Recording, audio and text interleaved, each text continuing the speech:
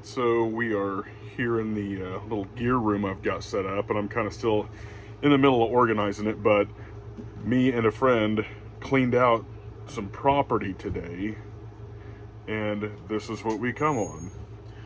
We ended up with a big flower pot planter and a bunch of boxes of ammo. I'm going to go through them. Some of this is going to have to go in the trash, but some of it looks clean enough that I could probably shoot it, so we're going to look. So we're going to crack these open and see. I mean, because you can tell just by the... that is not promising. I'm sure I'll probably have to pitch 90% of that. Some of this, that looks kind of like... I don't know, that doesn't look terrible. Look at that primer. Baby, stay back. Yes, my kid's in here. That primer is pretty crappy. Honestly, don't know that I would want to shoot that in my gun, but you know, you never see that one. I would shoot that. I mean, that looks kind of funky, but I'd pull the trigger on that. That don't bother me. So that would go in the trash. Yeah, I'd shoot that. So before we get going, let's just check a few more of these other boxes here. But it was just kind of a lesson on scavenging, and I've had this happen a couple of times throughout the channel of just being allowed to clean out some property and then it turning out to be a good thing. So that doesn't look terrible, but not super promising, but I'm going to set that to the side. So this one I had opened a minute ago, and I was showing my boy Maccabeus, you know, because I always share stuff with him about scavenging things, because he is the scavenger here on YouTube. All this looks really, really good. I mean, and these are the old school paper shells right here. Boxes and boxes of them. There's about 20 boxes here. And there's some reloads and stuff here, but cleaning out this place, the guy I was with, he knew the guy that did the reloads, and it was one of them deals where he wasn't loading them real hot as an old guy, paid a lot of attention, so I'm inclined to trust it, but you know, whatever. Yeah, this one, gonna be funky. Look at that. Yeah, that's gonna be funky. We're gonna set that aside. Hey. Okay. Daddy's making a video, so simmer down. Okay. Hey. Get back so your face isn't in the camera. Not that you haven't been on a video before, but either way. Hand that to Daddy. So some of these are in good shape. Let's see about this. There's not a whole lot of water damage here. No signs of water damage. But that looks like some reloads, obviously, because that's... Again, I would shoot these in a like a single shot, which I've got a single shot, so that don't bother me as long as I could shoot some birds down. If I shot a box of these and everything came out fine, the rest of them were in decent condition, I'd put these away for the single shot bird getter. You know, no big deal to me. Yeah, my kid's stacking me full of these boxes of ammo.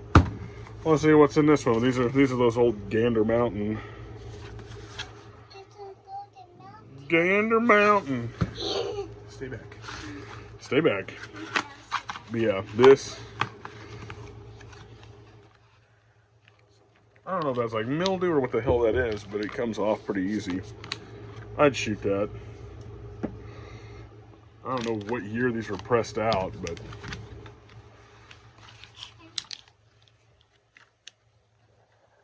But I don't know. I just keep, you know, availing myself of the opportunity to. What Tactical Muffin Top would call a free prep. If you don't know Tactical Muffin Top, you should go check his channel out. He's a pretty cool dude. He's a big dude like me, trying to cut weight and protect his family and take care of things. Hey, simmer down. You don't know how good a shape these are in. Oh, they mostly just kind of look dirty. They're not terrible. I'd send it.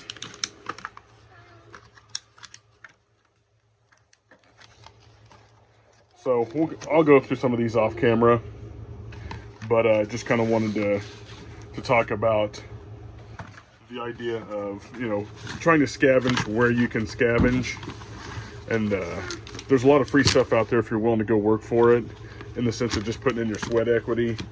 So end up with 20 boxes and then a flower planter full. So I'm gonna get that flower planter and show you that, because there's going to be a lot of throwaway out of that, I can guarantee that. But there was a lot of just loose rounds that we just piled up in there, so it's, I probably brought, I don't know how many pounds worth of ammo home.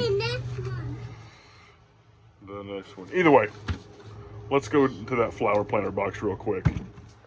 So here's the flower planter full. Like I said, there'll be some throwaway, because that, I bet that would fire, but I really don't want to fire that out of my gun. That looks like crap. But, I mean, there's a bunch of ammo in here. All of that looks pretty clean there. Looks like some reloads and some factory. That's factory primer right there. That looks like an obvious reload, but hell, I don't know. Maybe not. Just getting a chance to go through it. That looks okay, but it is a reload, so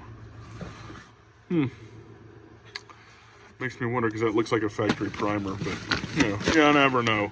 So there's just a huge pile of 12 gauge in here, and a lot of it's in pretty decent shape.